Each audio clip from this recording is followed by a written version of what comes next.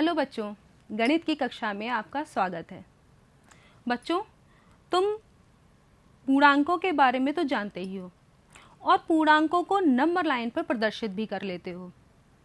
जैसे ये देखो, तुम्हारी एक नंबर लाइन है और तुमसे अगर मैं कहूँ कि -3 को प्रदर्शित करो तो क्या करोगे कि देखो ये नंबर लाइन है और तुम इस पे -3 को यहाँ पर पॉइंट कर सकते हो। ठीक है, ये हो गया हमारा -3। और अगर तुमसे मैं कहूँ +3 को प्रदर्शित करो तो तुम भी इजीली प्रदर्शित कर दोगे कि +3 हमारा यहाँ पर आ जाएगा। तो ये सब तो तुम सीख चुके हो, लेकिन मगर मैं अगर कहूँ कि नंबर लाइन पर विपरीत पूर्णांकों को दिखाओ, तब तुम कैसे दिखाओगे और विपरीत पूर्णांक होते क्या हैं, ये क्या होता है और नंबर लाइन पर हम प्रदर्शित कैसे करें। तो चलो बच्चों, इसको हम सीखते हैं कि विपरीत पूर्णांकों को हम नंबर लाइन पर कैसे प्रदर्शित कर सकते हैं और क्या होते हैं ये विपरीत पूर्णांक। ये देखो, ये नंबर लाइन है, ये इंटीजर्स की नंबर लाइन है। अब अगर मैं तुमसे कहूं कि कोई भी पॉजिटिव इंटीजर को हमें नंबर लाइन पर दिखाना है तो तुम क्या करोगे, 0 के राइट साइड चलोगे। और अगर मैं कहूं कि कोई निगेटिव इंटीजर को नंबर लाइन पर प्रदर्शित करना है तो तुम 0 के लेफ्ट साइड चलोगे। ठीक है, तो चलो कुछ पॉजिटिव और निगेटिव इंटीजर्स लेते हैं और उसे नंबर लाइन पर पहले प्रदर्शित करते हैं। जैसे कि 3।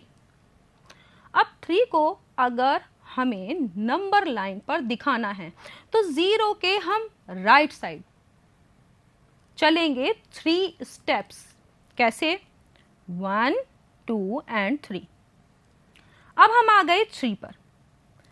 इसी तरीके से अगर हमें -3 को प्रदर्शित करना है तो हम क्या करेंगे, पहले अपनी 0 पोजीशन पे जाएंगे, उसके बाद -1, -2, -3 3 स्टेप्स ही लेंगे, लेकिन अपोजिट डायरेक्शन में, यानी कि 0 के लेफ्ट साइड।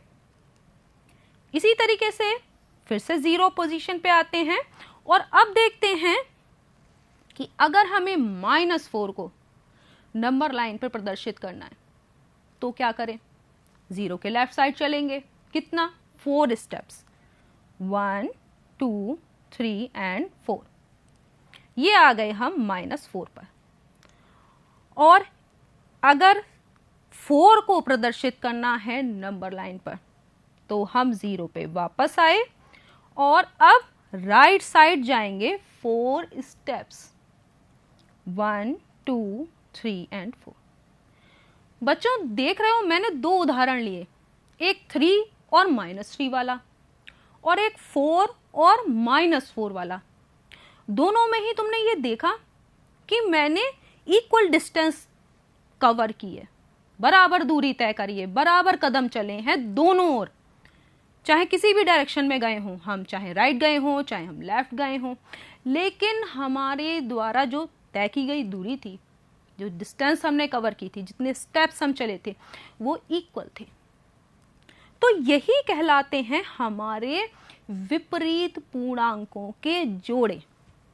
जैसे यहां देखो, नंबर लाइन पर 3 और -3, 0 से 3 पर हम जब जितना गए, 0 से -3 पर भी उतने ही कदम चले हैं। तो ये 3 और -3 क्या है? विपरीत पूर्णांकों के जोड़े। इसी तरीके से 4 और -4 क्या है? ये भी विपरीत पूर्णांक हैं, यानी -3 का विपरीत पूर्णांक 3 है और 3 का विपरीत पूर्णांक -3, 4 का विपरीत पूर्णांक -4 और -4 का विपरीत पूर्णांक 4। इसी तरीके से अगर 9 का विपरीत पूर्णांक देखें तो देख रहे हो -9 है। तो इस तरीके से हर एक पॉजिटिव इंटीजर के लिए विपरीत, या उसको संगत पूर्णांक कह लो, या करस्पॉन्डिंग, इंग्लिश में करस्पॉन्डिंग इंटीजर मौजूद है। अगर कोई पॉजिटिव इंटीजर है तो उसके करस्पॉन्डिंग या उसके संगत या उसके विपरीत एक नेगेटिव इंटीजर यानी धन पूर्णांक के विपरीत एक ऋण पूर्णांक मौजूद है, और एक ऋण पूर्णांक के अपोजिट एक धन पूर्णांक है, धन पूर्णांक के अपोजिट ऋण पूर्णांक है, और ऋण पूर्णांक के अपोजिट एक धन पूर्णांक भी मौजूद है। ये तुमने अभी नंबर लाइन पर देखा। तो इसको और देखते हैं। देख रहे हो कि इसमें 0 बीच में है, जो कि ना धन है ना ऋण, और जो ये +1 है इसके अपोजिट कौन सा है, -1। ये -2 है, इसके अपोजिट ये -2 के अपोजिट क्या है, ये +2, -3 +3। तो ये दोनों क्या हैं, ये हैं विपरीत पूर्णांकों के जोड़े। ठीक है। और इसी तरीके से -4 और ये +4 क्या है, विपरीत पूर्णांकों के जोड़े। तो बच्चों तुम समझ गए हुए कि विपरीत पूर्णांक क्या होते हैं और नंबर लाइन पर हम उन्हें कैसे दिखा सकते हैं। अब इन विपरीत पूर्णांकों के जोड़े हम लेते हैं और इन्हें जोड़ कर देखते हैं, यानी इनका एडिशन करते हैं और फिर देखते हैं कि रिजल्ट क्या आता है। तो चलो इनको जोड़कर भी देख लेते हैं। जोड़ने से पहले बच्चों मैं एक चीज तुम्हें दिखाना चाहूंगी कि ये देख रहे हो कि ये है मैथ्स किट, ये तुम्हें दिखाई दे रही होगी। बच्चों मैथ्स करने के लिए हम इस तरह की किट बना सकते हैं, और इस किट का यूज करके देखो इस किट में है क्या, पहले 0 1 2 3 4 5 जो तुम्हारे नंबर्स होते हैं उनके ब्लॉक्स हैं। उसके अलावा इक्वल का साइन है, पॉजिटिव नेगेटिव और बहुत सारी चीजें रखी हैं। धीरे धीरे जैसे ही मैं उन्हें यूज करूंगी तुम जान जाओगे कि इनका यूज मैं कैसे कर रही हूं। ठीक है, तो चलो इस मैथ किट का यूज करते हैं और देखते हैं कि हमारा एडिशन, सब्ट्रैक्शन या कोई और चीज जो कि हम करने वाले हैं गणित में, अपनी गणित की कक्षा में जो कुछ भी करेंगे, क्या हम खेल खेल में इन ब्लॉक्स का यूज करके सीख सकते हैं। तो चलो, है ना मजेदार सुनने में, करके देखते हैं। सबसे पहले हमारे जो विपरीत पूर्णांक हैं उनको हम जोड़ के देखते हैं कि रिजल्ट क्या आता है। तो चलो कोई सा भी हम पूर्णांक ले लेते हैं, वो चाहे पॉजिटिव हो चाहे नेगेटिव। तो मैं एक अपनी ये मैथ किट को यूज करते हुए एक नंबर लेती हूं। ये देख रहे हो एक ऋण पूर्णांक है -2। अब इसके विपरीत कौन सा पूर्णांक होगा, तुम तो जानते ही हो, अभी तुमने नंबर लाइन पर देखा, सामने भी तुम्हें दिख रहा होगा। इसके अपोजिट कौन सा है, +2। ठीक है, तो हमने लिख दिया +2। अब इनको हम क्या करेंगे, ऐड करेंगे। हमने ऐड किया। बच्चों दो साइन एक पास हैं, तुम्हें इसे ब्रैकेट में लिखना होगा। तो हमने ब्रैकेट बनाए हैं और हम इसे ब्रैकेट में लिख देते हैं। ठीक है, ये देखो कितना आसान है। अब इनको हम जोड़ेंगे, तो जोड़ने के लिए एक और मेथड यूज करेंगे। कैसे जोड़ सकते हैं, ब्लॉक मेथड से।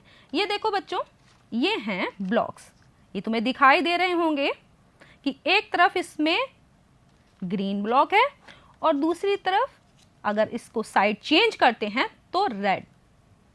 अब इनका मतलब क्या है, तो जो ये ग्रीन साइड है ये +1 को इंडिकेट करती है।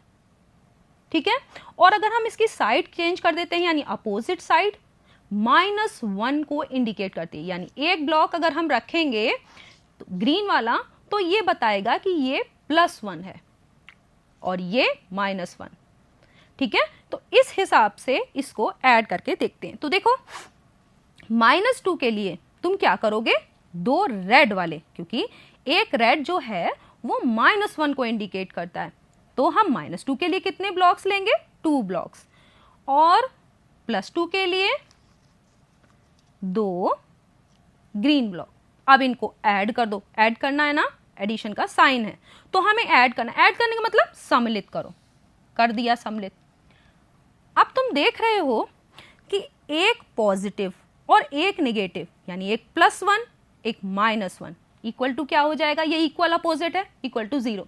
जैसे बच्चों मान लो तुम्हारे पास एक पेंसिल है, अब वो तुम्हारे दोस्त ने तुमसे ले ली, तुम्हारे पास क्या बचा, वो तुम्हारे पास से हट गई, कितना बचा, कुछ नहीं बचा, यानी 0। ठीक है, तो इस हिसाब से ये +1 -1 इक्वल अपोजिट 0, ये +1 -1 इक्वल अपोजिट 0। क्या बचा? 0 बचा। आंसर लिख देते हैं, हमारा क्या हुआ? 0। देख रहे हो हम मैथ्स किट को यूज कर रहे हैं। इससे एक फायदा तुमने देखा, अगर तुम्हारा कुछ गलती होती है, मिस्टेक्स होती हैं, काटते हो, क्या होगा? इससे आसानी से चेंज कर लोगे। क्वेश्चन भी बदल सकते हो, बार बार दूसरे क्वेश्चन बदल बदल के कर सकते हो। बहुत सारे अपने जो भाई बहन हैं, छोटे बच्चे हैं, उनको भी शामिल कर सकते हो। इतना कलरफुल होगा तो वो भी अट्रैक्ट होंगे, तुम्हारे साथ साथ तुम्हारे भाई बहन भी आसानी से सीख जाएंगे। ठीक है, तो ये मैथ किट तुम आसानी से बना सकते हो और बना लेना। चलो अब कुछ और लेते हैं। हम लेते हैं कोई पॉजिटिव इंटीजर यानी धन पूर्णांक +6। इसको भी हम ऐड करेंगे। इसका विपरीत पूर्णांक क्या होगा? इसका विपरीत पूर्णांक -6, क्योंकि +6 और -6 0 से इक्वल डिस्टेंस पर हैं, तो हम लिखेंगे -6। ये लिख गया हमारा -6, और इसको भी हम किस में रखेंगे? ब्रैकेट। ब्रैकेट लगाना मत भूलना, ठीक है? ये हमने ब्रैकेट लगा दिया। अब इसको भी हम ऐड करते हैं, इक्वल का साइन लगाते हैं। एडिशन हम वैसे ही करेंगे। अब तो तुम जान ही गए होगे कि +6 के लिए तुम ग्रीन वाले कितने ब्लॉक्स यूज करोगे? कितने करोगे?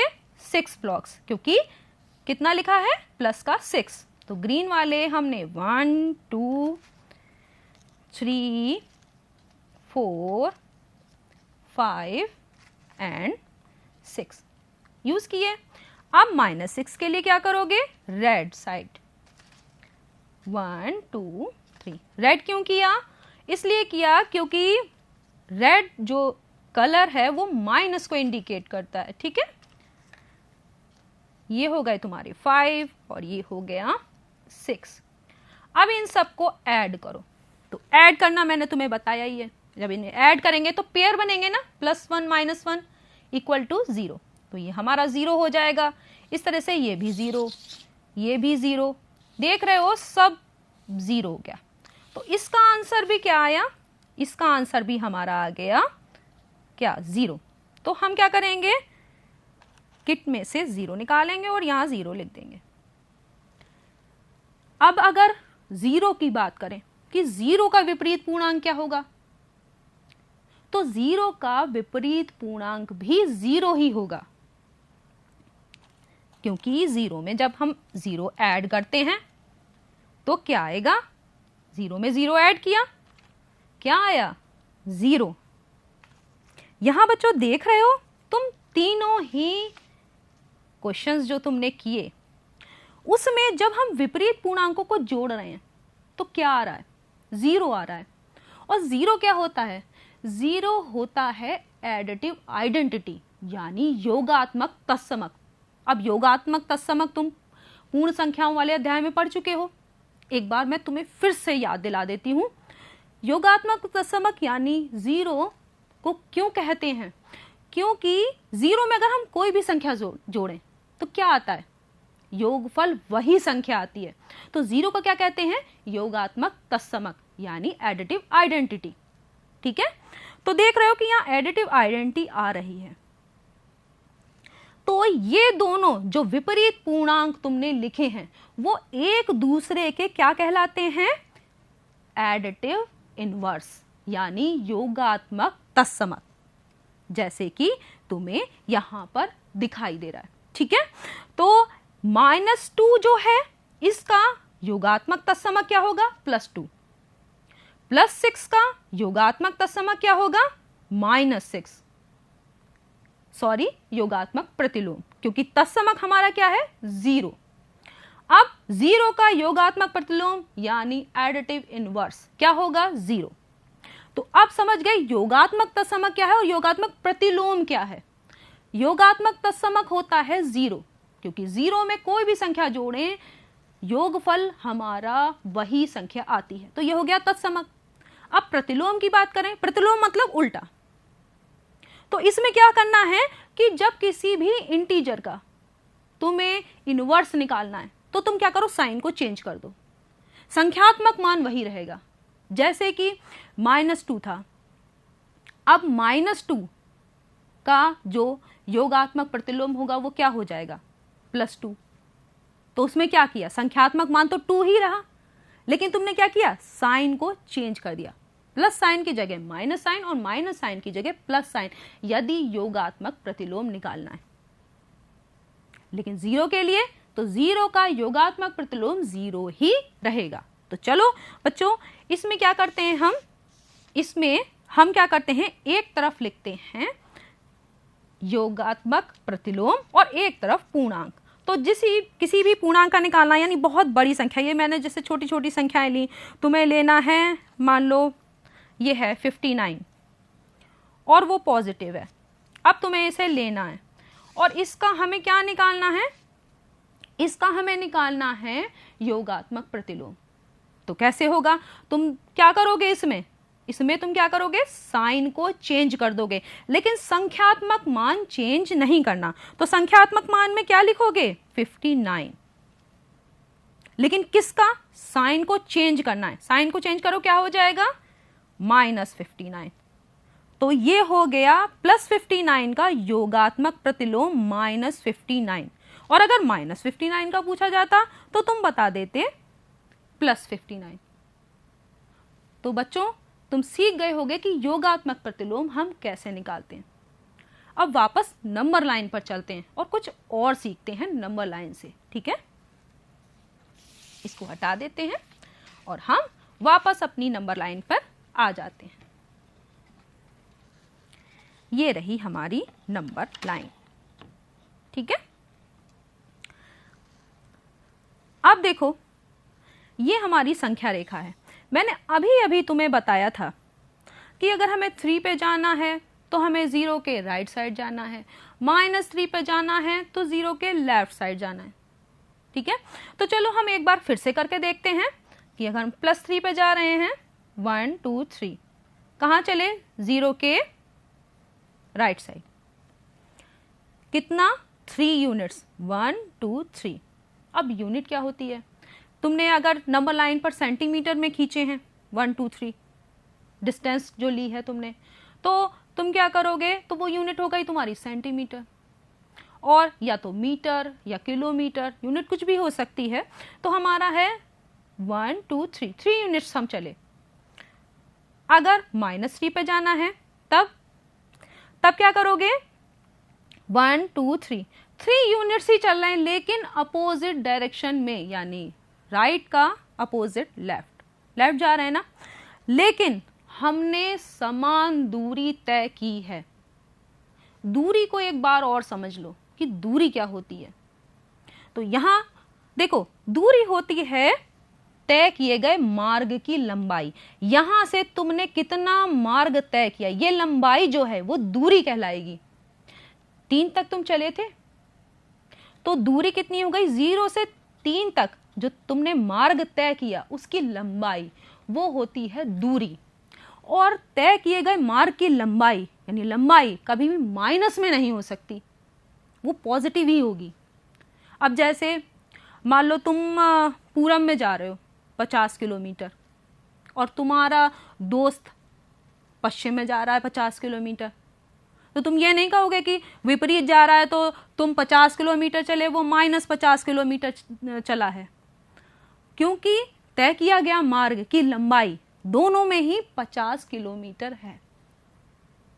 तो क्या होगा, जो दूरी होगी वो क्या होगी, +50 किलोमीटर्स, यानी वो धनात्मक ही होगी, वो ऋणात्मक नहीं हो सकती। तो यहां पर भी देख रहे हो कि 0 से हम चाहे 3 पे जा रहे हैं, चाहे 0 से -3 पे जा रहे हैं, तय किए गए मार्ग की लंबाई समान है, और वो भी पॉजिटिव, क्योंकि वो दूरी है और दूरी ऋणात्मक होती ही नहीं है। इसी तरीके से अगर हमें -4 पे जाना है तो 1 2 3 4 यूनिट्स चलेंगे हम, तो जो दूरी होगी वो कितनी होगी, 4, क्योंकि वो तो धनात्मक होगी, चाहे हम किसी भी पॉजिटिव इंटीजर की तरफ चलें चाहे नेगेटिव इंटीजर की तरफ चलें, दोनों में ही जो डिस्टेंस हमने कवर की है वो पॉजिटिव होगी। तो यही किसी भी नंबर की, चाहे वो पॉजिटिव इंटीजर हो चाहे वो निगेटिव इंटीजर हो, 0 से तय की गई दूरी उस नंबर तक क्या कहलाती है? उस संख्या का, उस पूर्णांक का निरपेक्ष मान यानी एब्सोल्यूट वैल्यू।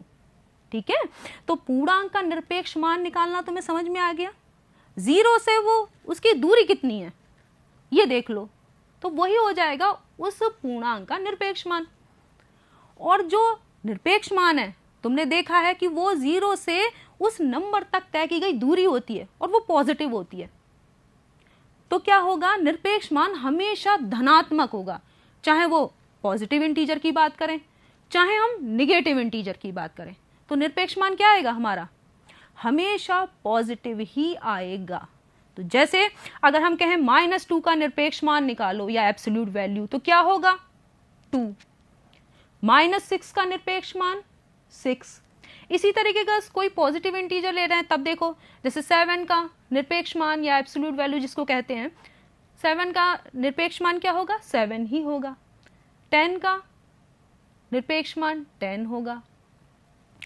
चलो अब हमने पॉजिटिव और निगेटिव इंटीजर्स के एब्सोल्यूट वैल्यू तो देख ली, लेकिन 0 का क्या? 0 की एब्सोल्यूट वैल्यू क्या होगी? तो तुम बताओ कि सोचो इस चीज को कि 0 की एब्सोल्यूट वैल्यू क्या हो सकती है। एक हिंट, जो निरपेक्ष मान होता है वो 0 से उस संख्या तक तय की गई दूरी होती है। तो 0 से 0 पर पहुंचने के लिए हम कितनी डिस्टेंस तय कर रहे हैं, यानी कितनी दूरी तय कर रहे हैं? 0, हम चल ही नहीं रहे हैं। देख रहे हो ना, 0 से 0 तक पहुंचने के लिए तुम कितनी दूरी तय कर रहे हो? 0। तो 0 का जो निरपेक्ष मान है यानी एब्सोल्यूट वैल्यू क्या होगी? 0 ही होगी। ठीक है बच्चों, तो तुम्हें समझ में आ गया होगा कि एब्सोल्यूट वैल्यू क्या होती है। अब चलो इसको हम सीखते हैं कि हम इसे कॉपी पे करना हो या ब्लॉक से करना हो कैसे करेंगे। तो इस नंबर लाइन को हम हटा देते हैं, नंबर लाइन पर हम सीख चुके हैं और अब हम लेते हैं इसको लिख के देखेंगे कि हम इसे कैसे करेंगे। तो बच्चों ये देख रहे हो कि ये हमारी मैथ किट फिर से यूज होने वाली है और वो हम कैसे करेंगे। तो कोई चलो हम निगेटिव इंटीजर ले लेते हैं। तो हमने ये ले लिया -4। अब इसका हमें निरपेक्ष मान निकालना है। कैसे निकालोगे? तो बच्चों तुम एडिशन करते हो यानी जोड़। तो जोड़ में क्या करते हो? जोड़ लिखते हो? नहीं, उसका साइन लगाते हो। मल्टीप्लिकेशन करते हो तो उसका भी साइन लगाते हो। इसी तरीके से अगर निरपेक्ष मान निकालना हो तो इसके लिए भी हम एक साइन का प्रयोग करते हैं और वो क्या है? ये वर्टिकल बार्स। ये देखो बच्चों, ये वर्टिकल बार्स हैं जिनको हिंदी में कहेंगे ऊर्ध्वाधर दंड। इनके बीच में ही कोई भी जो इंटीजर हो, चाहे वो पॉजिटिव चाहे निगेटिव चाहे 0, इसके बीच में रखा जाता है। ये 2 वर्टिकल बार्स हैं, ध्यान दो। इसको क्या कहते हैं? ऊर्ध्वाधर दंड। और इसको पढ़ेंगे कैसे? जैसे मैंने ये लिख दिया, अब तुम इसको कैसे पढ़ोगे? तो इसे पढ़ोगे -4 का निरपेक्ष मान। ठीक है, और इंग्लिश में अगर इसे पढ़ना हो तब कैसे पढ़ोगे? Absolute value of -4। समझ में आ गया? अब चलो हम अपना प्रश्न करते हैं। -4 की एब्सोल्यूट वैल्यू निकालनी है, हम कैसे निकालेंगे? क्या हो जाएगी? 4। और वो क्यों? ये हम अभी नंबर लाइन पर सीख चुके हैं। वो इसलिए क्योंकि -4 की एब्सोल्यूट वैल्यू होती है 0 से -4 तक तय की गई दूरी, और वो दूरी जो होती है यानी तय किए गए मार्ग की लंबाई, वो कभी भी माइनस में नहीं हो सकती। तो संख्यात्मक मान तो हमारा यही रहेगा, लेकिन साइन हम इग्नोर कर देंगे। ठीक है, तो हमारी जो रिजल्ट आएगा या निरपेक्ष मान आएगा वो क्या होगा? 4 होगा। और अगर इसी तरीके से इसको देखो, अगर हम प्लस का 4 ले लें और इसका निरपेक्ष मान निकालना हो तो हम कैसे निकालें? तो हम इसको भी तो इसी तरह से लिखेंगे +4। एब्सोल्यूट वैल्यू ऑफ +4, और वो कितनी आएगी, वो भी तो 4 आएगी, क्योंकि हम नंबर लाइन पर देखा था कि 0 से सेम डिस्टेंस पे है +4 और -4। तो इसमें भी देखो कि +4 इसका भी निरपेक्ष मान 4 होगा और -4 इसका भी निरपेक्ष मान 4 होगा। इसी तरीके से कोई और भी नंबर ले सकते हैं, जैसे 19 ले लो, कोई सा भी नंबर। अब देखो ये मैथ किट से तुम्हें कितना आसानी है, तुम अपने मन से कोई भी नंबर चूज किया, उठा के रख लिया, दूसरा चेंज कर दिया, इसकी जगह पे हम कुछ और भी कर सकते थे। अगर मुझे ये नहीं चाहिए, मैं कुछ और चाह रही हूँ, मेरा मन और कर रहा है कुछ और लिखने का, लो मैंने ये लिख दिया, है ना, गेम बन गया। तो चलो फिर इसके एब्सोल्यूट वैल्यू अगर हमें निकालनी है तो हम क्या करेंगे, 89 ही लिखेंगे। हो गया। अब क्या करेंगे, अब 89 हो गया हमारा, और अब अगर हमें माइनस का 89 लेना हो तब क्या होगा, चलो हमने लिख दिया और इसके आगे माइनस का साइन लगा दिया। इसकी एब्सोल्यूट वैल्यू क्या होगी, इसको भी हम क्या करेंगे, वर्टिकल बार यानी ऊर्ध्वाधर दंड में रखेंगे।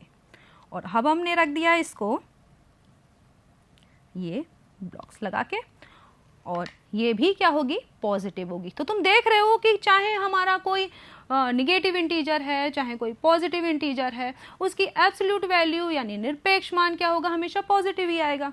और 0 की बात करें तो 0 को भी हम इसी तरीके से वर्टिकल बार के अंदर रखेंगे। ये देखो रख दिया, और इसको पढ़ेंगे 0 का निरपेक्ष मान, और ये क्या आएगा, अब तो तुम जान ही चुके होगे कि ये तो 0 ही आएगा। तो अब अच्छे से तुम्हें ये चीज समझ में आ गई होगी कि अगर हमें किसी भी पॉजिटिव इंटीजर हो चाहे कोई निगेटिव इंटीजर हो, उसका निरपेक्ष मान हमेशा पॉजिटिव आता है, कभी ऋणात्मक हो ही नहीं सकता। लेकिन अगर हम 0 की बात करें तब निरपेक्ष मान 0 ही आएगा। तो अगर सब पूर्णांकों की बात करें तो हमारा जो निरपेक्ष मान है वो कितना आएगा, हमेशा धनात्मक आएगा, और या तो फिर 0 आएगा। 0 के केस में ऋणात्मक कभी भी नहीं आएगा।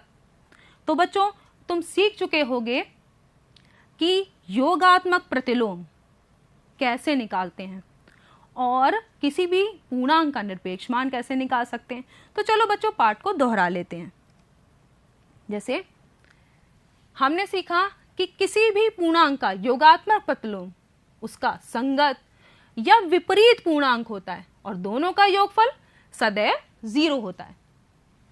जैसे कि अगर हम ले लें a और -a, तो इनका योग क्या होगा, मैंने बताया था एडिटिव आइडेंटिटी यानी 0। और a और -a क्या है, परस्पर योगात्मक प्रतिलोम है। a का योगात्मक प्रतिलोम -a है, और -a का योगात्मक प्रतिलोम क्या है, +a, और 0 का योगात्मक प्रतिलोम 0 ही होता है। किसी पूर्णांक का अगर हम निरपेक्ष मान ज्ञात करना होता तो उसे वर्टिकल बार्स के अंदर रखते हैं, ठीक है। और किसी संख्या का निरपेक्ष मान क्या होता है, 0 से उस नंबर तक तय की गई दूरी, जो कि सदैव धनात्मक ही होती है। बच्चों तुमने जो सीखा है उसको तुम परख भी लो कि क्या तुमने सब सही सीखा है, और तुम इससे संबंधित क्वेश्चन भी कर सकते हो।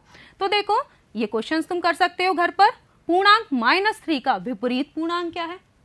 दूसरा क्वेश्चन, किसी पूर्णांक और उसके योगात्मक प्रतिलोम को तुम जब जोड़ोगे तो योगफल क्या आएगा।